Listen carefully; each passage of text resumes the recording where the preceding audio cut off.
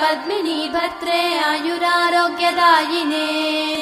हर्षवल्ली निवासाय सूर्यदेवं तव सुप्रभातम् उत्तिष्ठोत्तिष्ठ चायेश उत्तिष्ठ उषयोज्ज्वल उत्तिष्ठ पद्मिनी कान्त लोकानां मङ्गलं कुरु मातः समस्त जगतां मधुकैटभारेः सव्येतराक्षी परितोषिणि पद्मनीड्ये नाथानुबद्ध भुवनावनबद्ध दीक्षे प्रत्यक्ष दैवतरमे तव सुप्रभातम्